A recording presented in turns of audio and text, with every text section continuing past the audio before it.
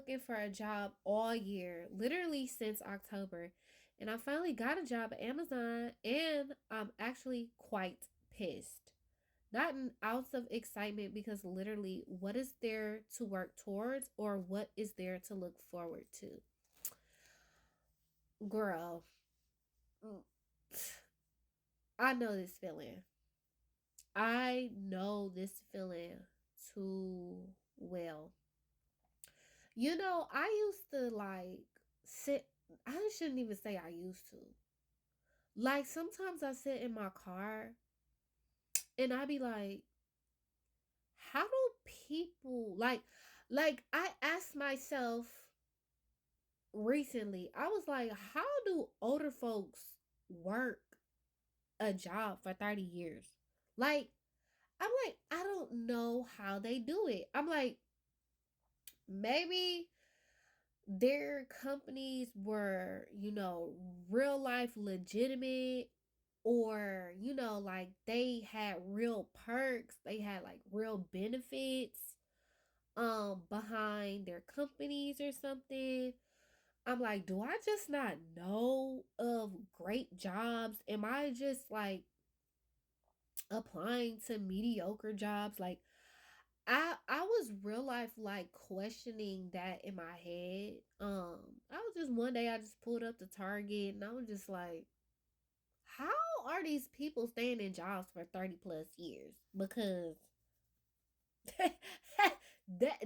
y'all got me beat, okay? And it's just like I'm thinking they must have a high tolerance of like not getting the best quality or getting the best of the best, or they must have a higher tolerance of not being fulfilled. And I think the difference between our generation, I'm not sure how old you are though, but I'm a millennial, so I'm 30, 31 to be exact. So I just feel like for us, we're actually looking for some sort of fulfillment in the things that we do or we get up for every day. Like I think it was yesterday. Yesterday, I literally sat and did nothing. Yes. Yesterday, I literally sat in this bed, like, huh? Like right here, and I did nothing. Because I said, I am so tired of feeling like I have to be on every day. I am so tired of feeling like I have to be on every day, right? And I'm one of those people that's like finding myself to be more wanting to make money on my own terms, using my time, like how you say you've been looking for a job, like just using my time to build things in the background. And so one thing that I would do whenever I got bored was I would always design things, right? Like, you know how the girls get on Pinterest and they're like, oh, let me pick out an outfit. Let me pick this out. Oh, that's cute. And then you make you like a little curation board or something like that. Okay. That would be me, but I would more do that with like YouTube banners and YouTube graphics. And so I started noticing, I was like, wait a minute. Why don't you start a YouTube channel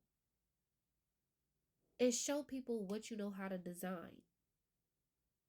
So once I did that, let me tell y'all something. Everybody says to start a YouTube channel. And I think the reason behind starting a YouTube channel is discovering what you like. What are you actually good at? What do you like to talk about? Like, what lights you up?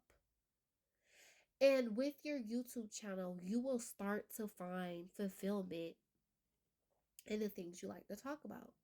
So while you're working at your Amazon, do something at home that you actually enjoy doing, right? Because it's almost devastating The feeling that you're having is almost devastating. To be at a job that you're like, oh, this ain't too bad, but it could be worse, but this is not the situation that I thought I would be in. And you like, I could be doing so much more. But I just don't know, because this the thing about jobs. It may seem like it's giving you stability, but it actually makes you feel directionless. I have this theory where it's like, excuse me, older generation, but I almost feel like, and I kind of saw this with my mom. I'm not going to hold you. I almost feel like the reason why the older generation stayed longer in jobs is because they didn't know what else to do. Cuz it's almost like how you're describing your Amazon job is the same feeling I had when I took a job role. And I'm like, this job role isn't bad, but why do I feel like I feel lifeless here? That's how it felt to me. I'm not sure if you all the way there with that Amazon, like it feels lifeless. Like you don't, like you said, there's no ounce of excitement. There's no ounce of joy. You feel like you're not working towards nothing. I'm telling you, if you just started a YouTube channel, you're going to find what makes you tick. What do you love talking about? And then you'll start to understand who you could serve, and then make money on your own terms. For real, for real. And so that's what I did. I said, I'm a digital design coach. I help people with their YouTube and their e-commerce and help them lay out a message, the message that they want to deliver across whatever social platform. I specifically expertise in YouTube and e-commerce.